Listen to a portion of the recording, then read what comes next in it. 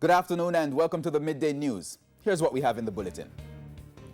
Prime Minister responds to challenge being brought against vaccination mandates at 2 workplaces. Public health expert against donation of vaccines which are due to expire. I'm Herman Green and here are the details. Prime Minister Andrew Holness has reacted to the lawsuits being filed by 2 groups of employees against the COVID-19 mandates imposed at their workplaces. Addressing journalists during a vaccine tour in Clarendon yesterday, Mr. Holness was cautious in his response to the development. 4 workers of AIC Jamaica and 5 CARMED employees are seeking to challenge the mandatory vaccine policy instituted by their workplaces. They are seeking injunctions to stop the companies from enforcing the policy, as well as declarations that constitutional rights have been breached or are about to be breached. Prime Minister Andrew Holness commented on the development during a vaccination mobilization tour in Clarendon on Thursday. I don't think it is in anyone's interest to have the government impeded in any way in managing the pandemic by having these matters litigated. I think it is therefore wise for the government to carefully order its steps in these matters to avoid going and getting tied up into court proceedings.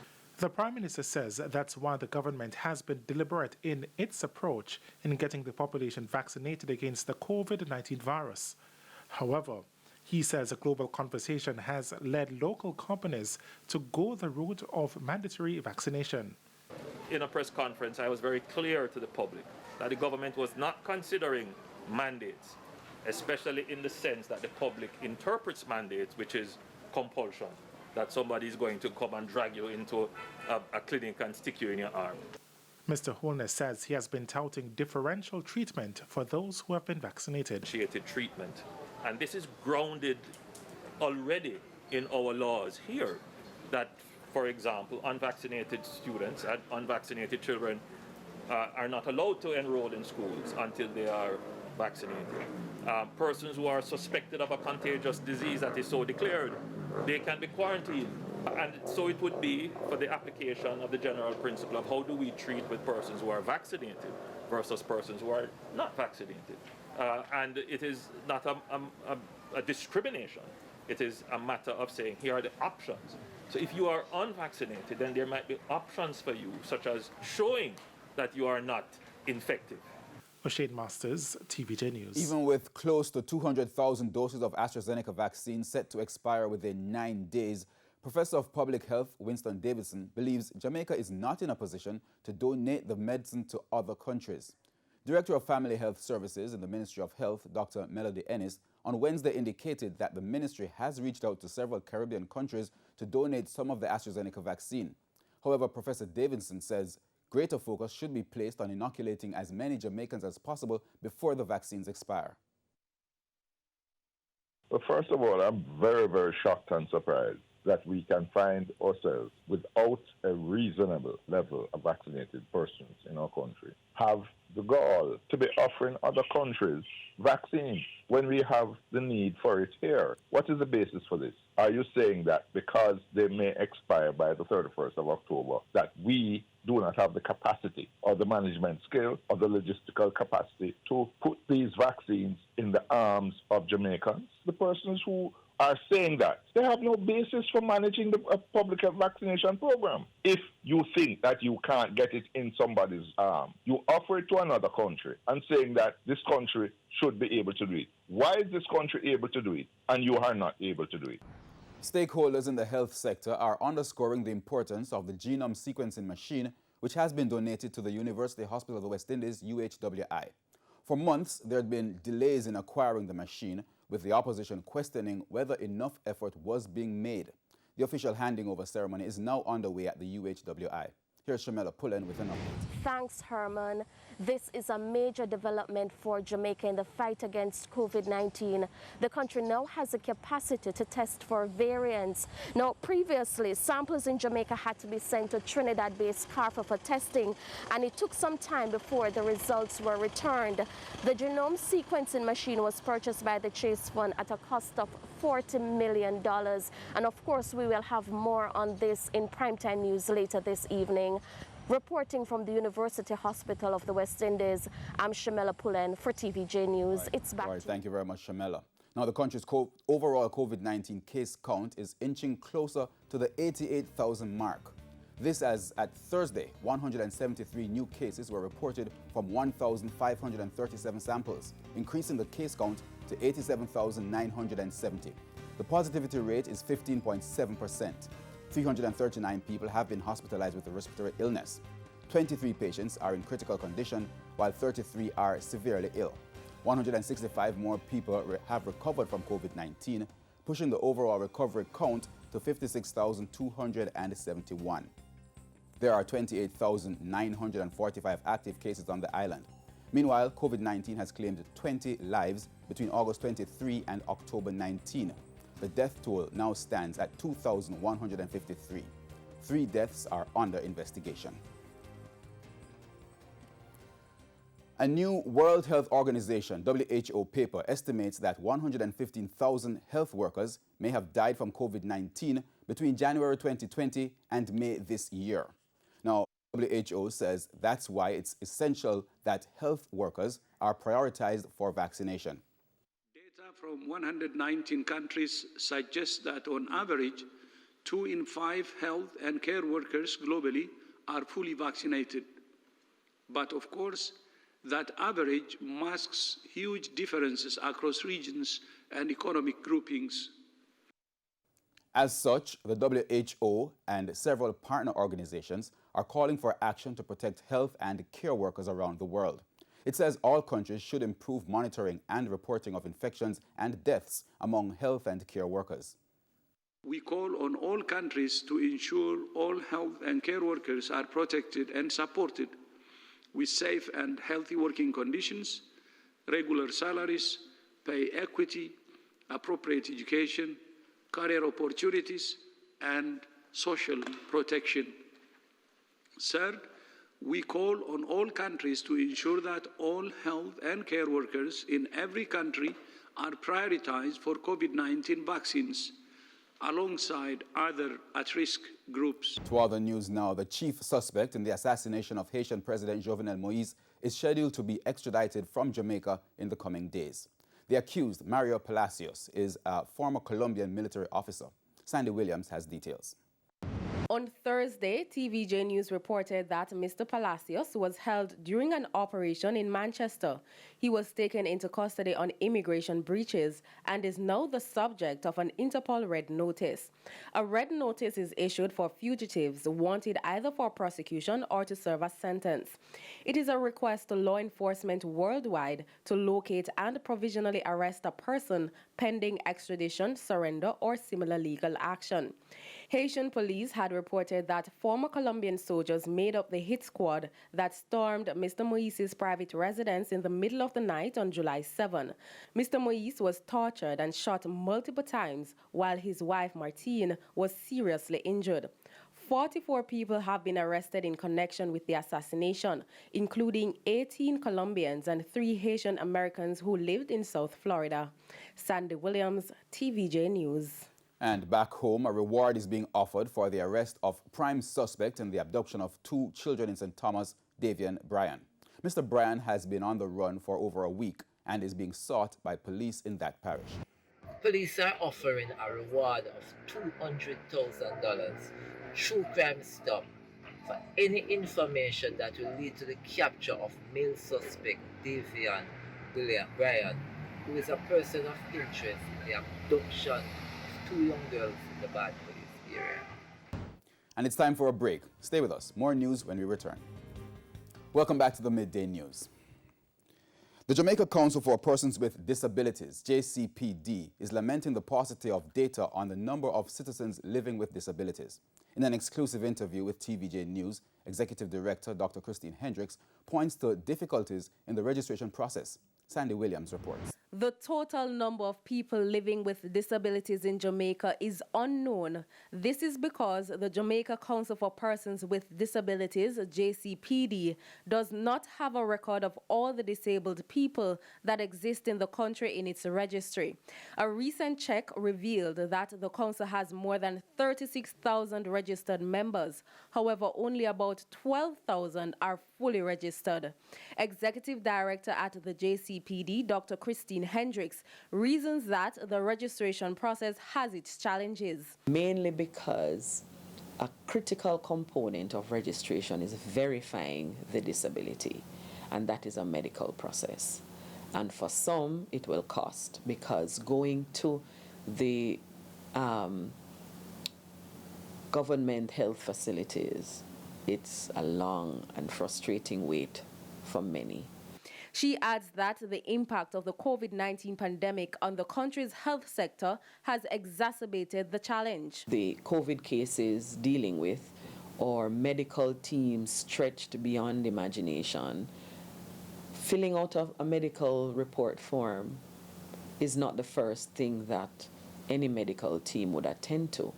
And you can't blame them, because it's a life versus, yes, it's a necessity, in terms of this process of verification. And so that is part of the problem. Dr. Hendricks explains that a disability is not necessarily an illness that would need frequent medical attention. Therefore, an assessment is required. For persons going to a medical facility, a health center, clinic, the hospital, there is going to be wait.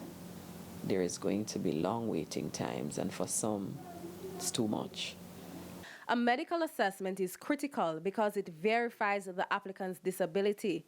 Dr. Hendricks says it would be difficult to find a doctor with all the skill sets to assess the various disabilities. I know it is not my place, but I can only encourage that persons, as a country, we try to do all that we can to get back to some sense of normalcy, so that the cases will go down or be non-existent if that is possible, so that the health system can be freed up, so that daily life can continue and people with disabilities can be facilitated. She points out that being a registered member is important for persons to access government benefits, and so she is encouraging persons to register with the council. So let me use this opportunity to encourage all our persons with disabilities out there.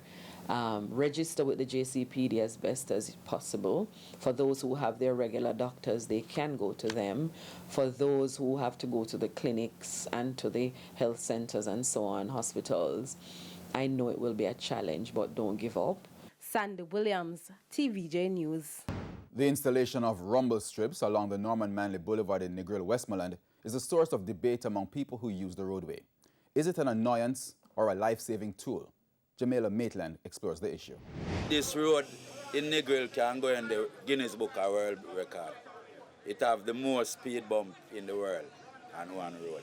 A taxi operator in Negril, Westmoreland, mocking what he describes as an overkill, the newly installed rumble strips on a section of the Norman Manley Boulevard in the parish. They were installed to reduce speeding on the densely populated beach road, which is lined with some of the top hotels and villas in the resort town. But not everyone feels that way. The speed bump them have a sharp edge, so when the wheel go up on it, lick hard, boom, we shocks them jerk. And right now, my car jerk more. Every time it lick up, me hear ding, ding, ding, ding. I'm not saying the road don't need sleeping police, but too much. Before the strips, there were medians and traffic lights that, however, did little to stop the speeding. These taxi operators say they're all too familiar with the dangerous stretch of road, which is also a crash hotspot. They're, however, recommending that the strips be painted yellow for unfamiliar road users. See why man they fix one gate there? I want vehicle jump on this, lick it. That's all it got in my gate. I see this I fix there.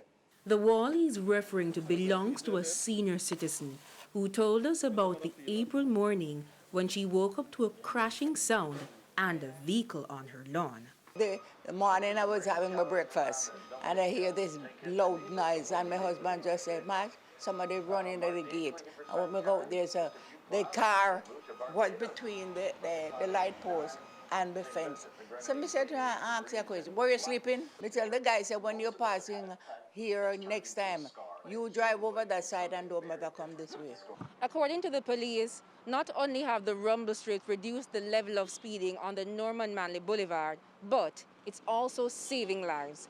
They say since the installation of the strips, there have been less speeding violations and less serious accidents. In July, we would have recorded a total of 128 speeding violations. In August itself, we recorded 72. And for September, just about 63 speeding violations to date. And as such, we see a tremendous decrease in the amount of speeding and by extension, a tremendous decrease in the amount of serious accidents that we would have had along this thoroughfare. Corporal Brown, who was at a speed trap at a section of Long Bay, says the strips are working and he will be recommending them for other areas that pose a challenge. Jamila Maitland, TVJ News. And it's time now for the Business Minute with O'Shane Masters. Knutsford Express Services is seeing a rebound after ending its last financial year with a $96 million loss. The transportation company's first quarter results show net profit of $9.2 million compared to a $25 million loss in 2020. Revenues rose 91% to $233 million. Knutsford Express says despite the positive signs, COVID-19 restrictions continue to impact its business. The company is expecting steady passenger inflows and increased earnings from its business center in Draxall, St. Anne. Financial analyst Dennis Strong says in order for businesses to keep afloat in the current fiscal and technological climate, they must make significant shifts. Addressing the issue at the Finance Ministry's Wealth Summit this week, Mr. Chung said companies have to make transformational changes. It really occurs when the business model itself is transformed completely. And if you think about what has happened during the pandemic period, we really have gone through a transformation. Everything has changed. We no longer interact the same way. We no longer shop the same way. We no longer work the same way. We no longer do business the same way. So we've really gone through a transformation which requires, as stated here, deploying dramatic new technology. So we're talking now about artificial intelligence, turning the workflows on their heads. And that's it for the Business Minute this week. I'm Shane Masters. And now for the top regional and international stories, here's Sandy Williams. In the region, the Antigua and Barbuda Hotel and Tourism Association has confirmed that some of its workers have forfeited their jobs. Executive Chairman of the association, Vernon Jeffers, acknowledged that letters had been sent to those workers who had not been vaccinated, informing that they have forfeited their jobs. The affected workers had been given a 1-month grace period in which to comply with the vaccination mandate for the sector. Jeffers said that he does not expect there would be too great a disruption among the hotels since over 90% of hospitality workers have been vaccinated. On the international scene, President Joe Biden, while addressing America's relationship with Taiwan at a CNN town hall on Thursday, said the U.S. would defend Taiwan if China attacked. You hear people saying Biden wants to start a new Cold War with China. I don't want a Cold War with China. I just want to make China understand that we are not going to step back. We are not going to change any of our views. So are you saying that the United States would come to Taiwan's defense if China attacked? Yes, we have a commitment to do that. The U.S. currently provides defensive weapons, but is still not clear on whether it would intervene with military if there was a Chinese attack. And that's the top regional and international stories. I'm Sandy Williams. And we now take a quick break. When we return, Simon Preston will have your midday sports report. Welcome back. It's now time for Midday Sports. I'm Simon Preston. Double Olympic sprint champion Elaine Thompson-Here has been nominated for the World Athletics Female Athlete of the Year award. Fresh off of receiving the Order of Distinction in the Commander class on Monday, the 29-year-old Thompson-Here has once again been nominated for the Female Athlete of the Year. The 29-year-old had a 2021 to remember after becoming the first woman to successfully defend her 100 and 200-meter titles at the Olympics. A few weeks after the Olympics, Thompson Hero became the fastest woman alive after clocking 10.54 in the 100 meters at the Prefontaine Classic in Eugene, Oregon. This is still the second fastest time ever recorded by a woman over the 100 meters.